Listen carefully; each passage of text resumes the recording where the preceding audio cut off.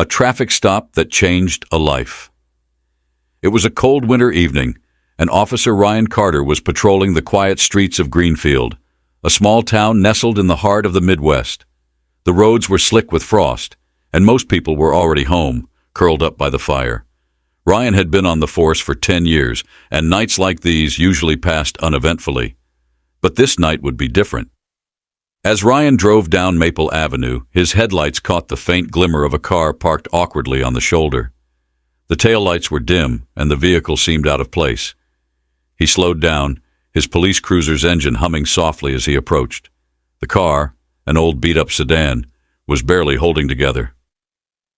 Ryan pulled over, turned on his flashing lights, and stepped out of his vehicle. The frosty air bit at his face as he approached the driver's side window. Inside, he saw a man in his late 30s, his face worn and tired, gripping the steering wheel tightly. A small child was asleep in the back seat, bundled up in a tattered blanket. Ryan tapped gently on the window. "Sir, is everything all right?" he asked, his tone calm but firm. The man rolled down the window slowly, his hands trembling. I'm sorry, officer. I wasn't speeding or anything. My car just broke down, and I didn't know where else to stop," he said, his voice cracking. Ryan nodded, noticing the man's disheveled appearance. His clothes were wrinkled, and there were dark circles under his eyes. The child in the back stirred slightly but didn't wake up. "What's your name?" Ryan asked, his eyes scanning the interior of the car. "David," the man replied. "David Miller." "And the little one?" "That's my daughter, Emily. She's 6. Ryan crouched down to get a better look at Emily. She was clutching a stuffed animal that looked like it had seen better days. "David, do you have somewhere you're trying to get to?" David hesitated, his eyes darting away. "We were on our way to my sister's place in Greenville. She said she could help us out for a while, but the car gave out before we could make it." Ryan's brow furrowed. Greenville was nearly 50 miles away, and the temperature was dropping fast. "Why didn't you call for help?" David sighed, his voice barely above a whisper. "I don't have a phone, officer, and I don't have much else either." Ryan felt a pang of sympathy. "All right, David, let's see what we can do. But first I need to run your plates and make sure everything checks out. Stay here." David nodded, his shoulders slumping in defeat. As Ryan walked back to his cruiser, he couldn't shake the image of Emily's tiny face, peaceful yet fragile, in the back seat. He sat in his car, typing David's license plate number into the system. The results came back quickly. No warrants, no violations, just a man with an old car registered in his name. Everything seemed legitimate. When Ryan returned, David was looking down, his hands clasped tightly together. "Am I in trouble?" he asked nervously. Ryan shook his head. "No, you're not in trouble, but I can't leave you out here in the cold. Let's figure out a plan." David hesitated, his voice shaking. "Officer, I don't have any money for a tow truck, and I don't want to cause any trouble. We'll be fine." "You're not staying out here," Ryan interrupted firmly. "It's too cold, and you've got a little girl to think about. Let me help." David's eyes welled up with tears, but he quickly wiped them away. "I don't even know how to thank you." Ryan offered a reassuring smile. "Let's start by getting you and Emily somewhere safe tonight. Then we'll worry about the car." Ryan radioed dispatch, letting them know about the situation. "I've got a stranded motorist and his daughter. I'll need some backup to arrange transport for the vehicle later. For now, I'll be taking them to a safe location." He turned back to David. "Do you have any belongings in the car that you'll need for tonight?" David nodded and opened the glove compartment, pulling out a worn backpack. "This is all we have. Just a few clothes and Emily's favorite book." Ryan's heart sank. It was clear that David's situation was worse than he had initially thought. He glanced at Emily again, who was now awake and rubbing her eyes sleepily. "Daddy, what's going on?" she asked in a small voice.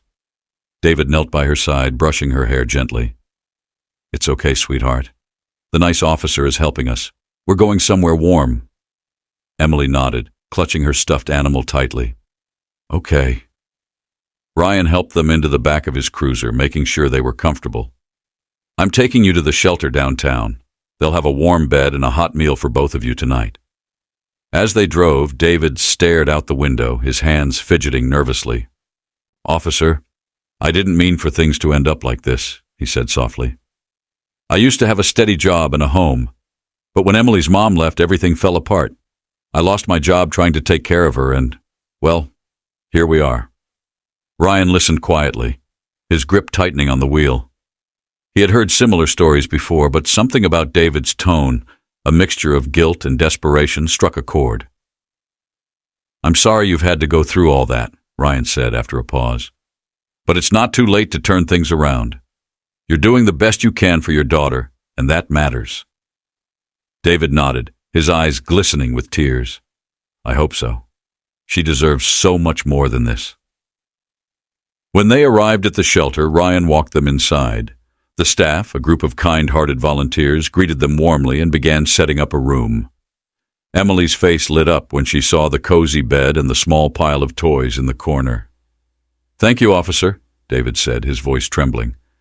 "I don't know what we would have done without you." Ryan placed a hand on his shoulder. "You don't need to thank me. Just focus on getting back on your feet. Do you have a plan for tomorrow?" David hesitated. "I was going to call my sister in the morning. Maybe she can still help us out." Ryan nodded. "All right. But before I go, let me see if I can help you a little more." He stepped outside and made a quick call to his friend Mark, who ran a local auto repair shop. After explaining the situation, Mark agreed to tow David's car and take a look at it free of charge. When Ryan returned, David was tucking Emily into bed. "I made arrangements for your car to be towed and repaired. My friend owns a shop and he's willing to help out." David stared at him in disbelief. "You've already done so much, I can't." "You can," Ryan interrupted with a smile. "And you will. We all need a little help sometimes." The next morning, David woke up early to the sound of Emily's soft breathing. For the first time in weeks, she looked peaceful. The room was warm, and the smell of freshly brewed coffee wafted in from the shelter's kitchen. David couldn't remember the last time he felt even a glimmer of hope. As he got up to check on Emily, a knock on the door startled him. He opened it to find Officer Ryan standing there, holding 2 paper bags. "Good morning," Ryan said with a friendly smile. "I brought you both some breakfast. Thought you could use a warm meal before starting the day." David's voice caught in his throat. "Officer, I don't even know what to say. You've done so much already." Ryan waved off the thanks. "It's nothing. Just call me Ryan. And besides, Emily deserves pancakes, don't you think?" Emily peeked out from under the blanket, her eyes lighting up at the mention of pancakes. "Pancakes?" she asked, her voice still groggy but excited. "Yep," Ryan said, crouching down to her level. "With syrup and everything." Emily giggled, and for a moment the weight of their struggles seemed to lift. After breakfast, Ryan took David aside. "Mark towed your car this morning. He said he'll have it fixed up by the end of the day. In the meantime, I wanted to talk to you about what's next. Have you spoken to your sister?" David nodded. "I called her earlier. She said she's still willing to take us in, but I don't want to show up empty-handed. She's already raising her own kids, and I don't want to be a burden." Ryan crossed his arms, thinking for a moment. "David, there's no shame in asking for help. You're doing this for Emily, and that's what matters. But I understand where you're coming from. Let's figure something out." Ryan made another call, this time to a local community resource center. Within an hour, he had arranged for David to meet with a caseworker who specialized in job placements. By midday, David and Emily found themselves at the community center, where a kind woman named Susan greeted them. She reviewed David's situation and nodded thoughtfully. "We've got a few options for you, David. With your background in construction, I think we can find you something quickly. And as for Emily, we can help with childcare while you get back on your feet." David was overwhelmed. I don't know how to thank you. I've been out of work for so long, I wasn't sure anyone would give me a chance." Susan smiled. "Everyone deserves a fresh start. And it sounds like you've got someone very special depending on you." Emily, sitting nearby with her stuffed animal, looked up and smiled shyly. Later that afternoon, Ryan returned to check on David and Emily. "Mark called," he said. Your car's ready. He fixed the engine and even topped off the fluids. No charge. David was speechless. I don't understand why you're doing all this for us. Ryan's expression softened. Because I've been where you are, David. Years ago, when I first started on the force, I went through a rough patch. Lost someone I cared about, made mistakes, and felt like I was drowning. A stranger helped me when I needed it most. I'm just paying it forward. David nodded, his throat tight with emotion. I promise I'll pay it forward too someday. David sat quietly in the passenger seat of Officer Ryan's car as they drove to pick up the repaired sedan. Emily sat in the back, humming to herself as she played with her stuffed animal. It was the first time in weeks that David had seen her so carefree, and it filled him with a bittersweet mixture of relief and guilt. How did you end up in Greenfield anyway? Ryan asked, breaking the silence. David sighed, staring out the window. We were just passing through. I thought the car could make it to Greenville, but it gave out about 10 miles back. Honestly, we've been living in that car for the past month. Ryan glanced at him, his face betraying a mix of sympathy and frustration, not with David, but with the circumstances that had forced him into such a situation. That's tough, man, but it sounds like you've been doing everything you can to keep Emily safe. That's what matters. David rubbed his eyes, his voice heavy with emotion.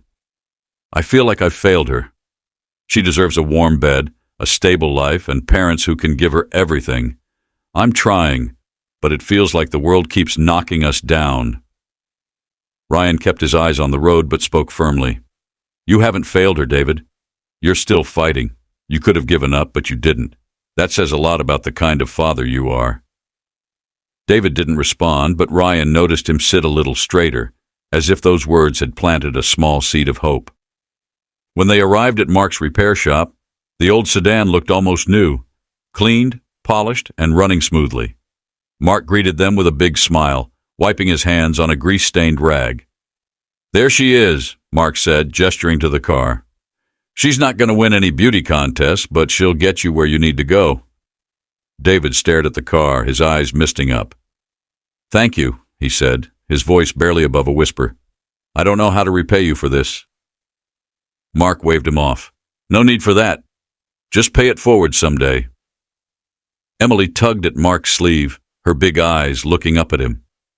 Thank you for fixing our car, mister. Mark chuckled, patting her on the head. You're welcome, kiddo. Make sure your dad takes good care of it, all right? Emily nodded solemnly. I will. As they prepared to leave, Ryan handed David a small envelope. This is for you, he said. David opened it and found a gas card with enough credit to get them all the way to Greenville and back, plus a little extra. His hands trembled as he looked up at Ryan. I can't take this. You've done so much already. Ryan shook his head. You can, and you will. This isn't charity, David. This is about making sure Emily gets to where she needs to be safely. That's all that matters. David nodded, his voice cracking. Thank you for everything. As the sedan pulled out of the repair shop, David glanced in the rearview mirror to see Ryan standing by his cruiser, watching them go. There was something reassuring about his presence, like a silent promise that things would get better. Daddy, are we going to Aunt Sarah's now? Emily asked, her voice hopeful. David smiled for the first time in days. Yes, sweetheart. We're going to Aunt Sarah's. The drive to Greenville was uneventful but gave David time to think. Every mile felt like a step closer to a new beginning. Emily dozed off in the back seat, her stuffed animal tucked under her arm. David glanced at her in the mirror and whispered, We're going to be okay. I promise. When they finally arrived at Sarah's house, she came running out to meet them. David! Emily! She exclaimed, pulling them both into a hug. David held on tightly, his voice breaking. Thank you for letting us stay. I don't know how long it'll take for me to get back on my feet, but I'll do everything I can to pull my weight. Sarah pulled back, looking at him with a mixture of concern and determination. You're family, David. We'll figure it out together. You don't have to do this alone.